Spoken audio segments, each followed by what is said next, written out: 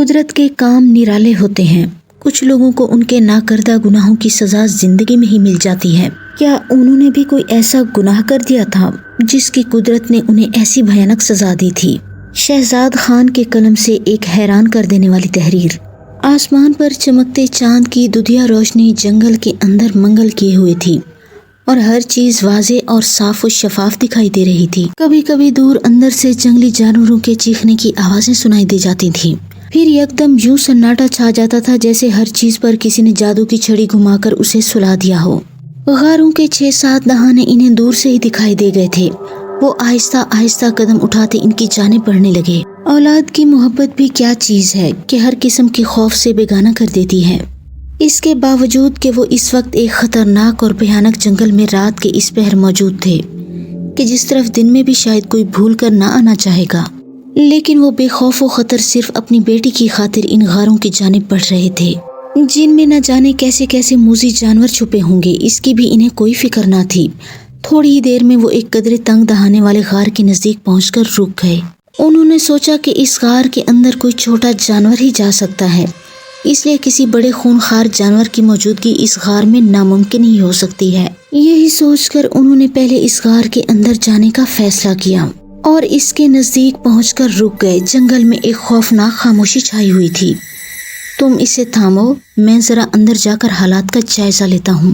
چونکہ اس نے گھر سے چلتے وقت ایک ٹارچ پہلے سے ہی اپنی جیب میں رکھ لی تھی، اس لیے یہ کہہ کر اس نے موٹے کپڑے میں لپٹی اپنی بیٹی کو اپنی بیوی کے ہاتھوں میں تھمایا اور خود ٹارچ روشن کر کے سمٹتا ہوا غار کے دہانے کے اندر گھس گیا۔ غار اندر سے کافی کشادہ تھا اور اندر کہیں کہیں زرد مٹی کے ڈھیر لگے ہوئے تھے۔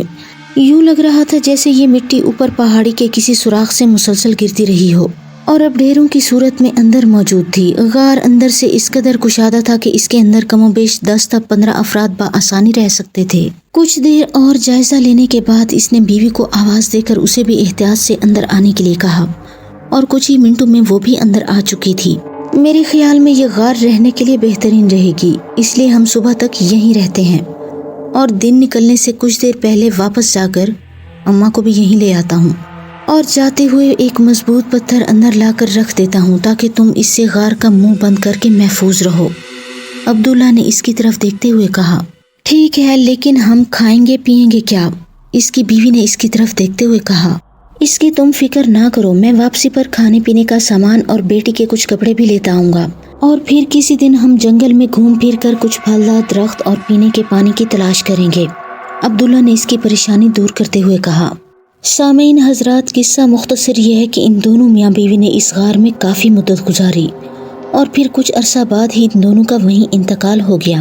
کہنے کو تو یہ عجیب سی بات لگتی ہے، لیکن خام خواہ کہانی کو طوالت دینے کا کوئی فائدہ نہیں ہے۔ اصل مدعا بیان کرنے میں ہی دلچسپی ہو سکتی ہے۔ جس کا کوئی نہیں اس کا تو خدا ہے یارو، میں نہیں کہتا، کتابوں میں لکھا ہے یارو۔ چونکہ ان کی زندگی میں ہی ان کی سانپ بیٹی پرورش پا کر جوان ہو چکی تھی، اس لیے ان کے وصال کے بعد وہ اسی غار میں پوشیدہ رہی اور صرف ضرورت کے وقت رات کو ہی اپنی خوراک کے لیے باہر نکلتی تھی۔ چونکہ اس طرف بہت کم لوگوں کا آنا ہوتا تھا، اس لیے کسی کو بھی کافی مدت تک یہ پتہ نہ چل سکا کہ اس گھنے جنگل میں موجود پہاڑیوں میں موجود غاروں میں سے ایک غار میں ایک سانپ لڑکی موجود ہے۔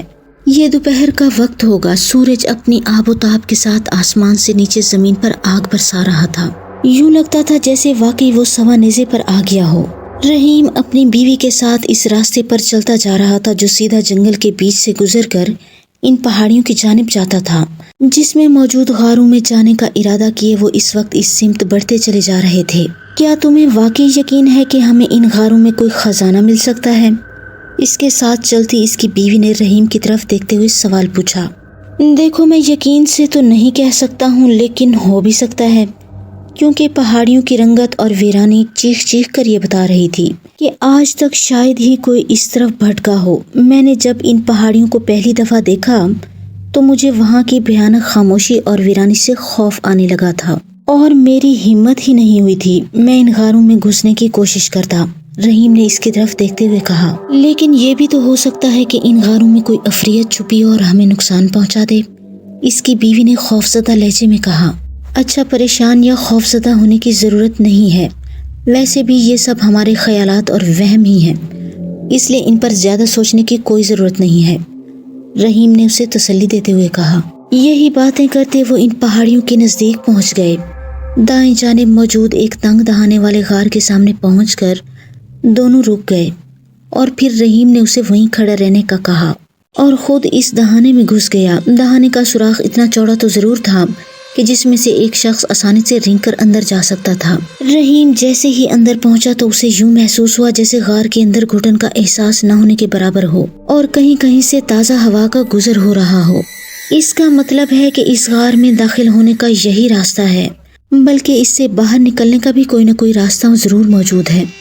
یہی سوچتا ہوا وہ آگے بڑھتا چلا گیا۔ کچھ دور تک چلنے کے بعد اسے زمین میں ہی ایک سانپ کے بل کی طرح سوراخ دکھائی دیا۔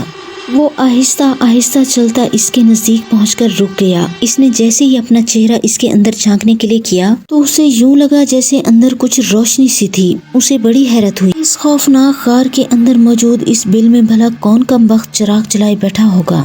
پہلی بار اسے کچھ خوف محسوس ہوا۔ نیچے جاتا سوراخ کافی کشادہ تھا اور اس میں ایک ڈھلوان سی بنی ہوئی تھی جو نیچے سے آنے والی ملکجی روشنی میں بھی صاف دکھائی دے رہی تھی۔ پہلے تو اس نے سوچا کہ واپس جا کر اپنی بیوی کو بھی یہیں لے آئے، لیکن پھر اس نے یہ خیال جھٹک دیا کیونکہ وہ اسے کسی بھی صورت میں اس بل میں جانے نہیں دیتی۔ اس لیے اس نے یہ بھید معلوم کرنے کے لیے کہ اس بل کے نیچے آخر کون سی دنیا آباد ہے جو وہ روشنی کیے بیٹھی ہے، یہ سوچ کر اس نے ادھر ادھر سے کچھ پتھر اٹھا کر نیچے پھینکے، لیکن سوائے ان کے نیچے گرنے کے کوئی آواز سنائی نہ دی۔ یہ دیکھ کر اس نے نیچے جانے کے لیے قدم بڑھائے اور آہستہ سے نیچے بیٹھ کر بل میں بنی ڈھلوان پر پاؤں جماتا نیچے اترنے لگا۔ اس کی رفتار کو کم ہی تھی لیکن وہ پھسلتا ہوا نیچے کی جانب جانے لگا۔ چند ہی منٹوں میں اس کے قدموں نے زمین کو چھوا اور نیچے پہنچتے ہی اس کی آنکھیں حیرت سے پھٹی کی پھٹی رہ گئیں۔ نیچے جو کچھ موجود تھا اس کا تو وہ مر کر بھی تصور نہیں کر سکتا تھا۔ رحیم کی بیوی کافی دیر باہر انتظار کرنے کے بعد فکر مند ہو گئی۔ اسے رہ رہ کر خوف محسوس ہونے لگا کہ کہیں رحیم کسی مصیبت میں نہ پھنس گیا ہو، کیونکہ کافی دیر گزرنے کے باوجود ابھی تک اس نے اسے کوئی آواز نہیں دی تھی۔ وہ عجیب مخمصے میں پھنس گئی تھی۔ کافی دیر تک سوچنے کے بعد اس نے بھی غار کے اندر جانے کا فیصلہ کیا اور وہ بھی رحیم کے انداز میں سمٹ کر اندر گھس گئی۔ غار کے اندر پہنچ کر اس نے ادھر ادھر رحیم کو تلاش کرنا چاہا لیکن وہ تو غائب تھا، جیسے اسے زمین نگل گئی ہو۔ وہ ابھی پریشان کھڑی رحیم کے متعلق سوچ ہی رہی تھی کہ اچانک اسے دائیں جانب زمین پر ایک سوراخ دکھائی دیا جس میں سے اسے ہلکی سی آواز سنائی دی تھی۔ یا اللہ، یہ کیا ماجرا ہے؟ آخر رحیم کہاں گیا؟ کہیں وہ اسی سوراخ میں تو نہیں جا گرا؟ یہ سوچ سوچ کر اس کی پریشانی اور بڑھ گئی۔ پھر اس نے ہمت کرتے ہوئے اس سوراخ کے نزدیک پہنچ کر رحیم کو آواز دی اور پھر جواب میں اسے رحیم کی خوشی سے لرزتی آواز سنائی دی۔ اس کی آواز سے یوں محسوس ہو رہا تھا جیسے اسے دنیا جہان کی دولت مل گئی ہو۔ رحیم کی آواز سنتے ہی جیسے اس میں زندگی کی نئی لہر دوڑ گئی ہو۔ وہ دیوانہ وار لپکتی ہوئی اسی سوراخ کے اندر اترنے لگی اور وہ بھی رحیم کی طرح پھسلتی ہوئی نیچے جا گری، اور پھر جیسے ہی وہ اٹھ کر کھڑی ہوئی تو اس کی بھی آنکھیں رحیم کی طرح حیرت سے پھٹی رہ گئیں۔ غار کے اندر کچھ ایسے پتھر موجود تھے جن میں سے عجیب طرح کی روشنیاں نکل رہی تھیں، جن کی وجہ سے غار کے اندر روشنی پھیلی ہوئی تھی۔ نیچے رحیم موجود تھا جس کا چہرہ بے پناہ خوشی سے تمتما رہا تھا۔ ان قیمتی پتھروں کی موجودگی چیخ چیخ کر بتا رہی تھی کہ ضرور اس غار میں کہیں نہ کہیں خزانہ چھپا ہوگا۔ اس سے پہلے کہ اس غار میں رہنے والا کوئی بشر یا کوئی عفریت یہاں آ پہنچے، ہمیں فوراً اس خزانے کی تلاش کرنا چاہیے۔ رحیم نے اس کے نیچے پہنچتے ہی جلدی سے کہا۔ اس کے ساتھ ہی وہ ادھر ادھر نظریں گھمانے لگا۔ اس کے ساتھ ساتھ اس کی بیوی بھی اس کے ساتھ چلتی ہوئی غار کے اندر جانے والے ایک اور راستے کی جانب بڑھنے لگی۔ وہ جلد از جلد اس خزانہ تک پہنچنا چاہتے تھے۔ کچھ دور تک چلتے رہنے کے بعد انہیں زمین پر موجود ایک سوراخ دکھائی دیا جو کافی کشادہ تھا۔ وہ دونوں چلتے ہوئے اس کے نزدیک پہنچ کر رکے اور پھر کچھ دیر کان لگا کر اس سوراخ کے اندر سے کچھ سننے کی کوشش کرنے لگے، لیکن چاروں طرف ایک گمبھیر خاموشی چھائی ہوئی تھی۔ یہ دیکھ کر انہوں نے آہستہ آہستہ اس سوراخ کے اندر اترنا شروع کیا۔ اس میں بھی ایک ڈھلوان بنی ہوئی تھی۔ یوں لگتا تھا جیسے اس غار میں کوئی انسان نہیں بلکہ کوئی رینگنے والی مخلوق بسیرا کیے ہوئی تھی۔ یہ خیال آتے ہی انہیں کچھ گھبراہٹ ہونے لگی، کیونکہ کسی انسان سے تو وہ بچ سکتے تھے لیکن کسی غیر انسانی مخلوق سے خود کو بچانا ناممکن ہی تھا۔ ویسے بھی ان کے پاس اپنے بچاؤ کے لیے کوئی ہتھیار تو تھا نہیں جس کو استعمال کر کے وہ اپنا بچاؤ کر پاتے۔ چند منٹوں میں وہ نیچے موجود تھے۔ اف خدایا، یہ کیا تھا؟ نیچے پہنچتے ہی ان کی آنکھیں حیرت سے پھٹ کر ان کی کنپٹیوں سے جا لگی تھیں۔ وہ تو مر کر بھی تصور نہیں کر سکتے تھے کہ اچانک ان کے سامنے ناقابل یقین منظر ہوگا۔ ایک ایسا نظارہ جسے دیکھ کر ان کے دل بلیوں اچھلنے لگے تھے۔ انسانی شکل میں آدھا دھڑ سانپ کے لیے وہ خوبصورت اور نوجوان لڑکی سرافینا بڑی تیزی سے رینگتی ہوئی اپنی اماجگاہ کی جانب جا رہی تھی۔ اس کی رفتار بہت تیز تھی اور اس کا جسم سنہرا اور نچلا جسم سانپ کا تھا جو زمرد کے سبز اور سونے کے چمکتے ستاروں سے ڈھکا ہوا تھا۔ اپنی منفرد ظاہری شکل کے باوجود سرافینا نہایت مہربان اور نرم مزاج کی تھی۔ اس جنگل کی تمام مخلوقات کی وہ محبوب ترین تھی۔ Please like, comment and subscribe the channel Shehzad Khan Horror Stories and thanks for watching.